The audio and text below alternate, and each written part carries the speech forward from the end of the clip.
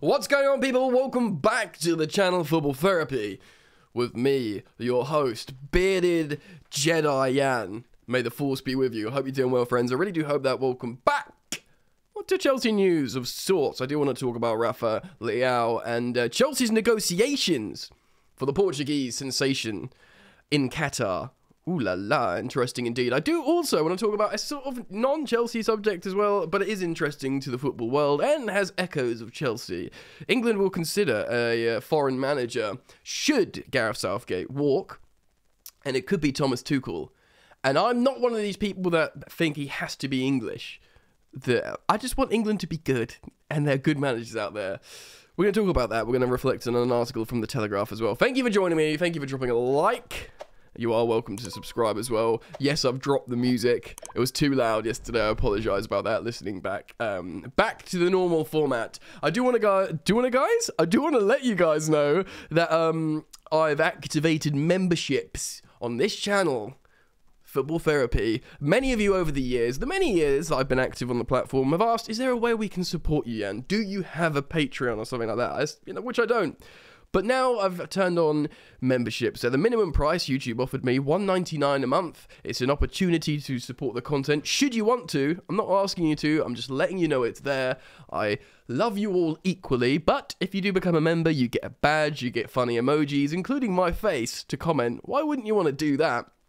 And also you get comment reply priority. YouTube lets me know. So the members, I'll spend time replying to your questions and comments in the comment section. So you have the opportunity to become a Football Therapy Go Gang OG if you click join below this video. Let's get into it.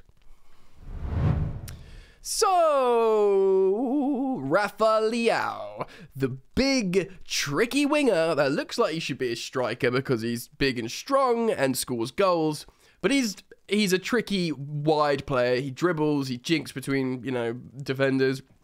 He's exciting. He's a wild card. He's a great player that Chelsea have looked at for a long time. And we've referenced here on the channel before. I, though, would be very excited with him coming to Chelsea. Do have certain concerns because if you look at his scouting report on FB Ref, both his passing and his pressing metrics are in the gutter. They are really bad. Now, you'd have to say, well, it's because, he's not going to pass because he dribbles. Well, he's not going to press because he's probably not asked to. He's probably asked to just run and be that sort of game-changing, exciting, whatever, creator attacker. So fine. But if you come to the Prem, you want to be like a top 4 team in the Premier League's landscape, you got to press and you got to be able to pass because you're going to be in a possession team. So, yeah, I'm not saying he can't do it, but certainly he'd have to start bringing that into his game. Though I was having an exchange with Liam Toomey on Twitter about this, and he quite rightly sort of highlights the importance of physicality in the Premier League. And yes, we talk about, great teams, you don't need to be big and strong as long as you can pass the ball quickly and whatever. And, you can reference, like, your Modric's and your Bernardo Silvas and all of these people of this world. But there is something to be said for someone who's just not going to get bullied in the Prem and also has great technical ability. And with that, Rafael Leão, the Portuguese superstar, would be great. Now, would he come to Chelsea?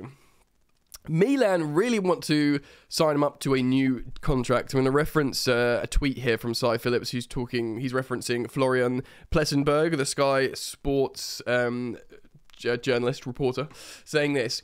At this stage, Rafael Leão doesn't want to extend with AC Milan.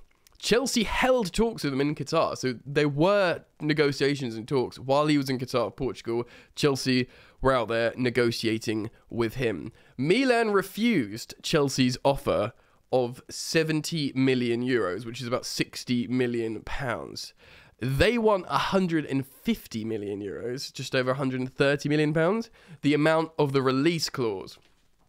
He does at this stage doesn't want to extend with Milan. Does that mean he will if they offer him a lot of money? I mean, he's just won the Scudetto with them. He's, it's like, was he MVP? I think he might have won the MVP. I know the season before when Inter won, it was Lukaku.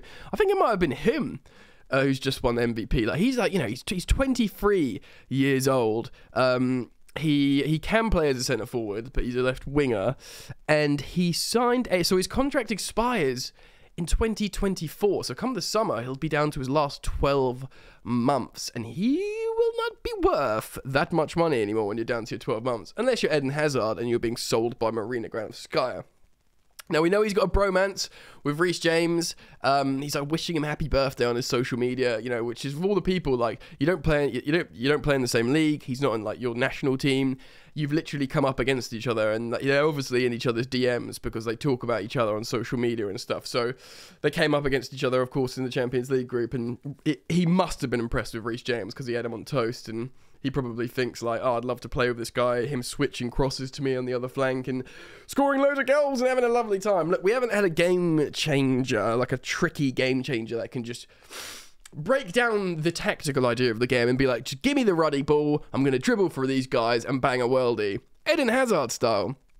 We haven't had that for a while. Now, not to put any pressure, unnecessary pressure on young Omari Hutchinson, who of course I was waxing lyrical about after our friendly game the other day with Aston Villa. I do think Omari Hutchinson's got a touch of that, a touch of the sort of super confident, you know, protagonist. I'm the protagonist. I'm the main character in this film. And yeah, I feel like, you know, these are players we do need. You do need system players. Raheem Sterling's a system winger. You know, Mason Mount is a good system player, but you need these wild cards as well. And I believe that Hutchinson and Leão, these are the kind of players that will make a difference for Chelsea. Anyway, let me know what you think. If he doesn't extend with Milan, which at the moment reports are suggesting he doesn't want to, he could be wiggling his way down to South West London, even though, you know, Milan domestically are doing a lot better than Chelsea at the moment. He will surely see the team that's being built in Todd Boehly's image, all these recruitment people, all these young superstars. He's still young himself now. He could be the one. Comment down below, let me know what you think, and let's talk about Big Tommy Tuchel. Okay, so Matt Law and Sam Wallace have written an article on The Telegraph. Now, I do now and again like to talk about general football stuff, and many of you, of course you're all Chelsea fans, but you'll be interested in the big stories, just the big stories in the beautiful game. And this is certainly one of them. Gareth Southgate's done very well for England. He has. He reached a semi-final of a World Cup, reached the final of the Euros. Of course, we exited to France in this World Cup, but played well in that game. And clearly there's an identity to England. Maybe not so much always tactically, but in terms of, you know, being a good group, camaraderie, which is massive in international football. It's almost the most important thing. Look at success stories. England historically haven't had that. Gareth Southgate's done well to do that. Having said that, I am not calling Gareth Southgate's head, but I'm calling for the recruitment of someone like Thomas Tuchel. So originally people are saying, oh, the England manager should be English. It's only really England that has this, right? Loads of other international teams hire, you know, foreign managers. It's just, if anything, for me, it's almost like a bit of like, I don't know, like elitism. Or like, you know, it's a bit pompous. Like we need, I personally feel like football can be international. As England players, you're playing, you know, I think the tactician, the coach doesn't have, it's like saying, or does all the staff, what if you have like a French physio? Do you know what I mean? Like, he's like, oh, you can't have that. He's not English. Come on, the staff can be freaking international. Let's read. The Football Association will consider foreign candidates to replace Gareth Southgate if the England manager steps down. That will boost to former Tottenham Hotspur manager Mauricio Pochettino. Of course, he loves Harry Kane, gets the best out of him. And ex-head coach Thomas Tuchel, who is open to the prospect of succeeding Southgate. Yes, remember, ladies and gentlemen, Thomas Tuchel wasn't put on gardening leave like his other staff. Therefore, he had to leave England. He wants to stay in England, apparently, Thomas Tuchel. He wants to work in England. Now, this comes back to the Chelsea-related thing. All you guys probably that aren't England fans don't care too much about the England talk. If Tuchel wants to remain in England, we all think he's a great manager. Of course we do. Excuse me. Do you want him going to Liverpool to succeed Klopp? Do you want him going to Tottenham? Remember, he said he liked Tottenham growing up, and it's like amazing training facilities and stadium. If they can, Conte, when Conte throws his toys at the pram. Do you want Thomas Tuchel going to Tottenham? That's what great Chelsea managers do, right? Mourinho, Conte, and then what, Tuchel afterwards? Premier League and Champions League winning managers? Or would you prefer he's out of sight, out of mind, not beating Chelsea in the Premier League with a rival team, and managing England? Come on! Surely you non-English would prefer that, right? Right? Yeah, so Southgate is considering his future and a World Cup exit to France. He might step down. The FA have been forced to contemplate possible scenarios to wait and find out what Southgate will decide, including the prospect of hiring a foreign successor. Sources insist the FA would want to identify a successor to Southgate with the widest possible talent pool. Well, loads of people are free agents. I mean, Pochettino and Tuchel are free agents. And so is Bielsa and other people. Not that Bielsa would want to coach England. They wouldn't go for Bielsa. So foreign candidates like Pochettino and Tuchel are being considered. It has been pointed out that the manager of England's women's team, who's won the European Champions during the summer, is a Dutch woman, Sarina Wiegman. No one had an issue with Sarina Wiegman managing the England Lionesses. So, the FA's preference very much is for Southgate to continue at his post, and a willingness to consider foreign candidates does not mean Pochettino and Tuchel would automatically be favourites for him should he step down. Look, I'm not going to go on. Financial constraints could limit the search. Indeed, because these kind of coaches are big superstar coaches that cost a lot of money. And look, they've wanted Graham Potter, of course they do, and Eddie Howe. And you'd have to pay a lot to get either coach. Of course, Eddie Howe, with the Newcastle ownership, they've got so much money, they just wouldn't be interested in any money buyout for Eddie Howe. And with Chelsea, Todd Bowley and Clear Lake, they've given Graham Potter like a 7-year deal, and they're paying him a lot of money because they really believe in a long-term project, a long-term build. So they wouldn't want to give that up because they're all in on this guy.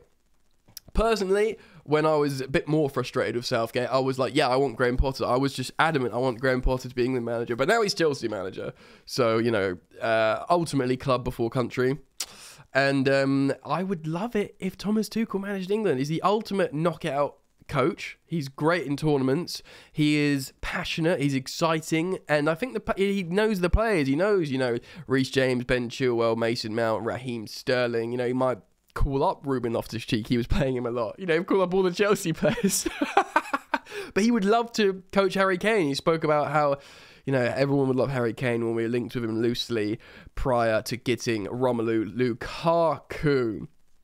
I would love it, and I think I deserve, though I'm not sure it's going to happen, but I think Thomas Tuchel would absolutely love the opportunity as well, because like I said, he wants to stay in England. He's sort of already thrown his hat into the ring for the England job.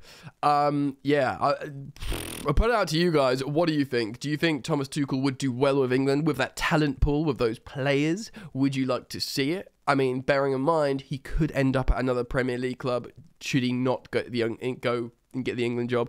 I'll be really interested in knowing what people think about that. And yeah, let's talk about Rafael Leão. Get down in the comment section. How do you feel about Leão? Do you think it's risks? How much should we pay for him? What would our front three look like in the future? I did a video yesterday about should we sign Yusufa Moukoko, him playing down the middle, playing Amari Hutchinson on the right. Who knows, Leão on the left? What about that for a front three? That's a bit unfair to Sterling, and who knows what's going to happen with Pulisic and Ziyech. I have an inkling they'll probably both be sold. I'm really interested in hearing what you guys say, so make sure you comment down below, and thank you for those of you who clicked like, spent a second of your time clicking like, subscribe if you're new, if you want to, and should you want to go a bit further, you're welcome to become a Football Therapy member by clicking join down below. Thanks for joining me. I look forward to seeing you tomorrow on the next video. Peace.